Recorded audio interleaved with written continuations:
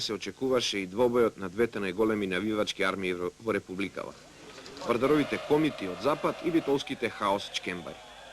Така во текот на 90-те спортски минути имавме можност да го регистрираме сето она што тие го подготвиле во зимската пауза. За жал не видовме ништо ново, освен нивно усовршување на навивачкиот примитивизам.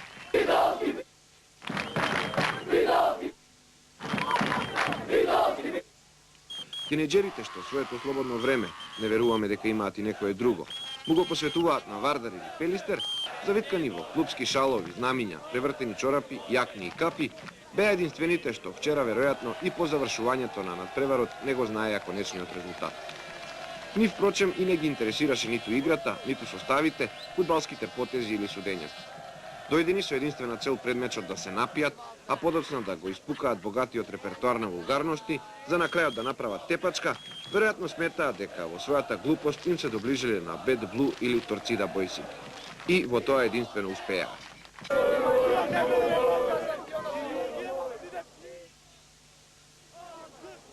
Ги открива колективната псовка, како израз на немој, фрустрациите искажани низ закана со сексуална настраност и агресивно однесување кон се што не припаѓа кон нивното стадо, што го почувствилите ретки светли моменти, чувствени по некоја духовитост како скандирањата.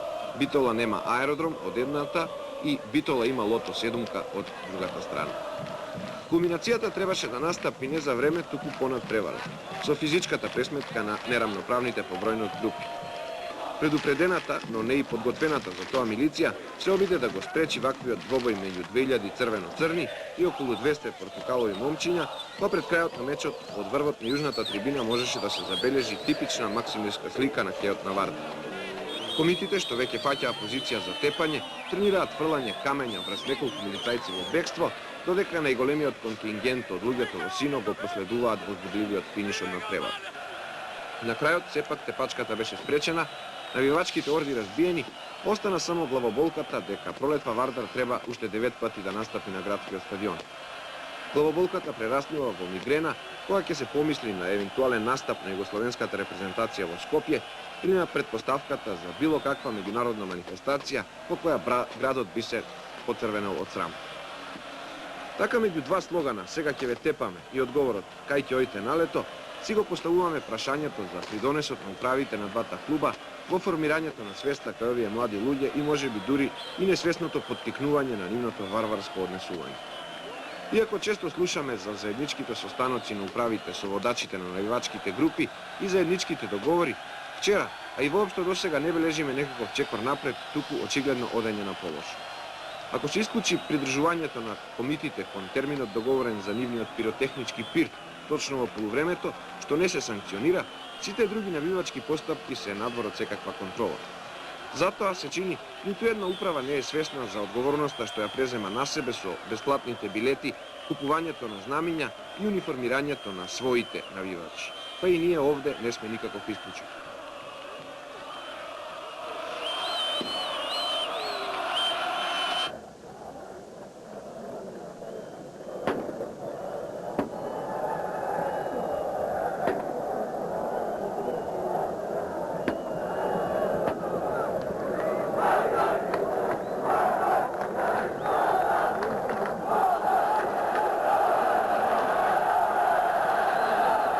Ваков амбиент, драги гледачи, ги дочека фудбалерите на двете екипи пред почетокот на второто полувреме. Тут се игра во нашата сала, гледате каква е атмосферата, што се создава. Беше жешко, сепак должни сме да кажеме збор два и за оваа атмосфера, на граница на инцидент беше.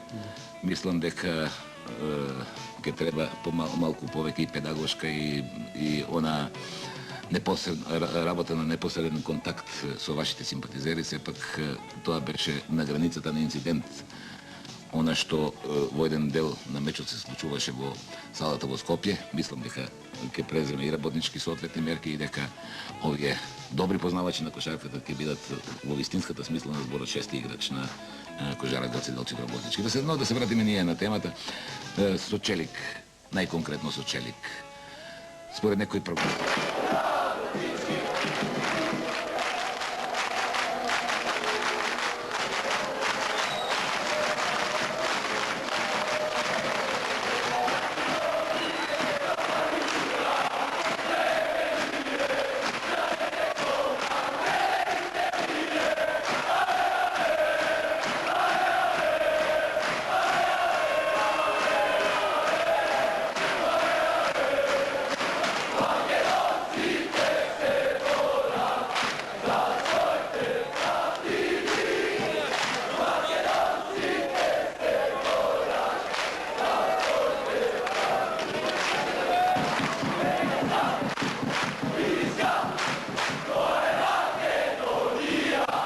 Проширувајќи ја познатата теорија на Милјанич за тоа дека тимот го надминал клубот или пак обратно, во моментната ситуација во спортот во Скопската котлина би можело да се преточи во теорија која вели публиката, односно навивачите од главниот град на Македонија, го надминаа и тоа многу квалитетот на спортот и тимовите во својот град. Атмосферата што комитите ја создаваа есеноска, па и оваа година на градскиот стадион, како и атмосферата во салата во градскиот парк при решавачките средби на работнички, е во рамките на сплитската торцида, во рамките на делиите, гробарите и сините лоши момчиња. Атмосфера потребна за голем надпревар. Нормално, во навивачките рефрени секаде, па и во Скопје има неприфатливи и искривоколчени пораки, но сето тоа во купот, барем во Скопје, е минималниот дел. За жал, таа создадена атмосфера нема свој пандан на терените, па така може оваа веќе традиција, создадена пред се заради успесите на Вардар во ова десетлетие, полека и да замре. Бидејќи тешко е да се верува дека може да се навива во пливањето, каде сега Македонија бележи најголеми успеси. Ниту Кире Комита, ниту Наташа Војводка. Слично би било и во пуглањето, коничкиот спорт и така натаму. Доведување значи до некоја поубава можност. Последните неуспеси во викендот зад нас на кошаркарите и фудбалерите ќе ги одделат комитите од трибините за подолго време. Неправда е тоа, зарем не?